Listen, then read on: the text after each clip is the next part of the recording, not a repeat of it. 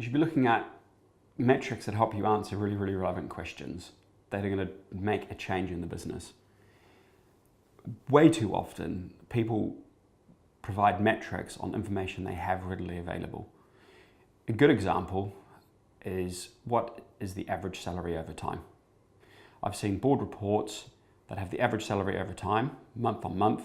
Guess what? This information never changes. Or employee engagement survey summary statistics, which is an annual survey presented on a monthly basis. It's there, why? Because I have it. You have to start with your question. What are the questions the business most needs to answer? HR metrics and business metrics should be one and the same. They're connected.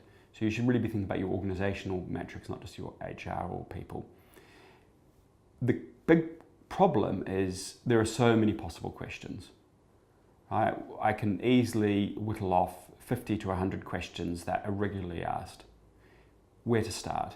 You shouldn't start with the first question you came up with. You've got to go through a process. So I love gamification and actually running a process of getting people to prioritize that. Not by asking them to rank on a list, but an example is get each question one for one and say vote on one and then vote on another, and before you know it, you get a ranked list. So that's a way of gamifying that. Now that I know my most important questions, get the quick wins. Do I have the data available? Okay, let's answer those quickly and build some momentum.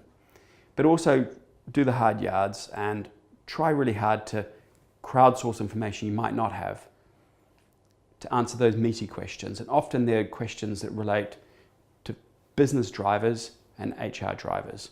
An example is not in terms of diversity. There's a big drive to have more gender diversity at the top of organizations. So a simple metric is, what is my gender diversity? Okay, it's not good.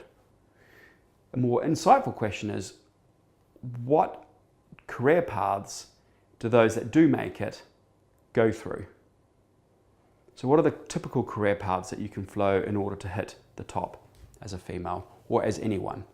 And then start asking why, because then you can start to do something about it.